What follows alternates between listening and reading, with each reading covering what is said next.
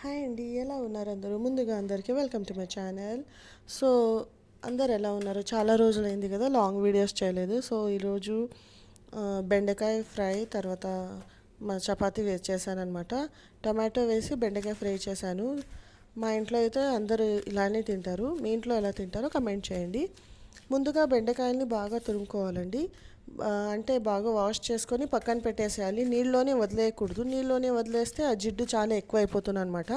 అందుకే నీళ్ళలో కాకుండా పక్కన పెట్టేసుకొని కాస్త క్లాత్తో బాగా కాస్త తుడుచుకుంటే బాగా అంతా జిడ్డుగా ఉండదు వేసినప్పుడు ప్యాన్లో. ముందుగా ఇలా కట్ చేసుకున్న తర్వాత మీడియం సైజ్ కట్ చేసుకోకూడదు, ఎందుకంటే నైస్ కట్ చేస్తేనే ఆ టేస్ట్ చాలా బాగుంటుంది. ఫ్రై చేసుకోవాలి ఆయిల్ వేసి. కాస్త బెండకాయ కలర్ మారాలన్నమాట. కా అంటే కాస్త బ్రౌనిష్ కలర్గా రావాలి. అప్పుడు పక్కన పెట్టేసుకోవాలన్నమాట.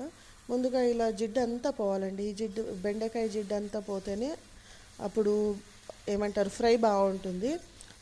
మీరు గనక ఏమంటారు పులుసు చేసుకోవాలనుకుంటే అంత అవసరం లేదు. ఎందుకంటే పులుసుకి ఇలా జిడ్డుగా ఉంటేనే బాగుంటుంది.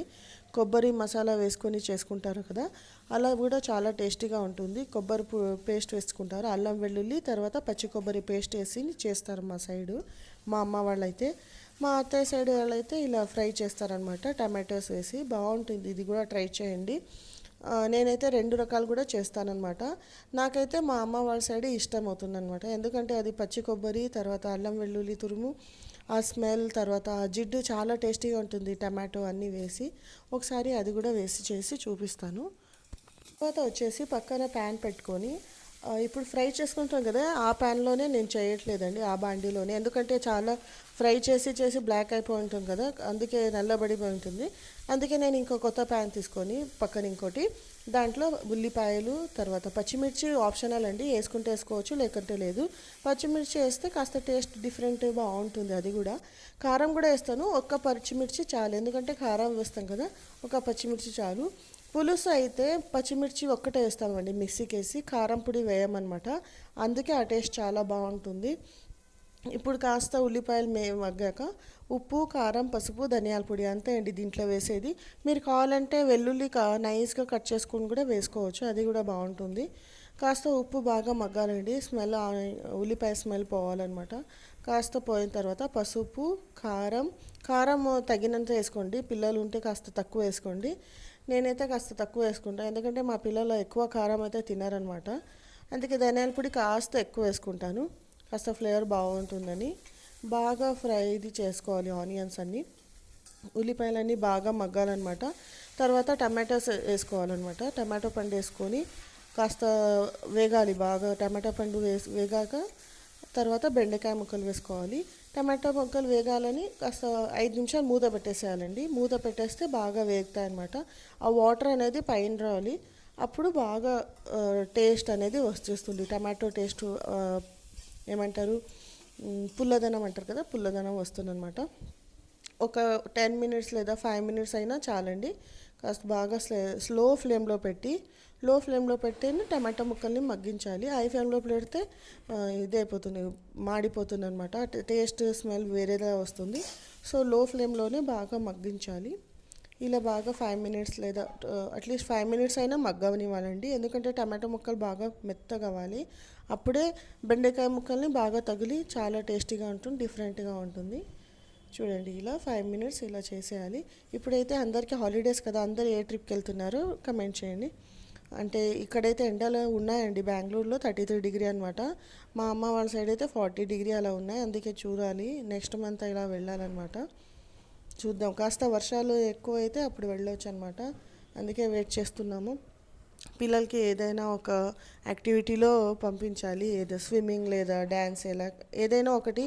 హాలిడేస్లో టైం వేస్ట్ కాకుండా ఏదో ఒక నేర్పించాలి కదండి. మీరు కూడా ఏదో ఒకటి నేర్పించండి పిల్లలకైతే, ఏదో ఒక యాక్టివిటీని పంపించండి. టైం వేస్ట్ మాత్రం చేయకండి, ఎందుకంటే ఇప్పుడు హాలిడేస్లో వాళ్ళు ఏం నేర్చుకుంటారో అదే వాళ్ళకి యూజ్ అవుతుంది. సో ఎండలో కాకుండా ఎక్కువ డీహైడ్రేషన్ అవ్వకుండా ఇలా స్విమ్మింగ్, ఇండోర్ గేమ్స్ అలాంటివన్నీ అలవాటు చేయండి. బోర్ కొట్టినా పర్వాలేదు, బోర్ కొట్టినా అది కూడా అలవాటు చేసుకోవాలి. ఎందుకంటే ఆ టైం బోర్ అనేది ఎలా కొడుతుందో వాళ్ళకి కూడా తెలియాలి. ఆ టైం ఏమంటారు అలోన్ టైం కూడా స్పెండ్ చేయాలన్నమాట. సో అదనమాట మా పిల్లలైతే మేము పంపిస్తున్నాము. తర్వాత చూడండి టమాటాలు బాగా మగ్గాయన్నమాట. చూడండి ఎంత బాగా మగ్గాయో. ఇప్పుడైతే దీంట్లో బెండకాయ ముక్కల్ని వేసుకోవాలి. ఒక 2 మినిట్స్ చూడండి ఇలా బాగా కలుపుకొని తర్వాత బెండకాయ ముక్కలు ఉంటాయి కదండి అవి వేసుకోవాలి. మీరు కావాలంటే దీంట్లో అల్లం వెల్లుల్లి పేస్ట్ వేసుకోవచ్చు, ఆ డిఫరెంట్ టేస్ట్ వస్తుంది. అది పులుసుకి చాలా బాగుంటుంది. ఫ్రైకి అయితే అంతగా నేను ప్రిఫర్ చేయనండి. సో ఇలా బాగా బెండకాయ ముక్కల్ని బాగా వేసుకొని కలుపుకొని ఒక 5 మినిట్స్ మూత పెట్టేసేయాలి. బాగా పట్టేస్తుంది అనమాట బెండకాయ ముక్కలు కూడా. అప్పుడు చపాతీలో అయితే సూపర్గా ఉంటుంది, చాలా బాగుంటుంది. అన్నం పప్పుచారులో కూడా చాలా బాగుంటుంది అది. సో అన్నంలోనే బాగుంటుంది, ఎలా అయినా తినొచ్చు మీరు ఫ్రైని. మేమైతే ఈరోజు బ్రేక్ఫాస్ట్కి చపాతీ తర్వాత బెండకాయ ఫ్రై ఇలా చేసామన్నమాట. చూడండి ఇలా బాగా కలుపుకోవాలి. కలుపుకున్న తర్వాత మూత పెట్టేసేయండి, సరేనా. తర్వాత మీ సైడ్ ఎండలు ఎలా ఉన్నాయో కమెంట్ చేయండి. చూడండి ఇక్కడ వచ్చేసి ఇలా బాగా పట్టాలన్నమాట. ఉప్పు కారం అన్నీ పడతాయి బెండకాయ ముక్కలకి. ఒక 5 మినిట్స్ వదిలేసేయాలి మూత పెట్టేసి. తర్వాత మా ఇంట్లో అయితే బ్రేక్ఫాస్ట్ చపాతి బెండకాయ ఫ్రై. ఇలానే వీడియోస్ చూస్తూ ఉండండి. ఇంకో మంచి వీడియోతో మళ్ళీ కలుస్తాను. అంతవరకు బాయ్, టేక్ కేర్. లైక్ చేయండి, షేర్ చేయండి, సబ్స్క్రైబ్ చేసుకోండి నచ్చితే, అండ్ ఫాలో చేయండి.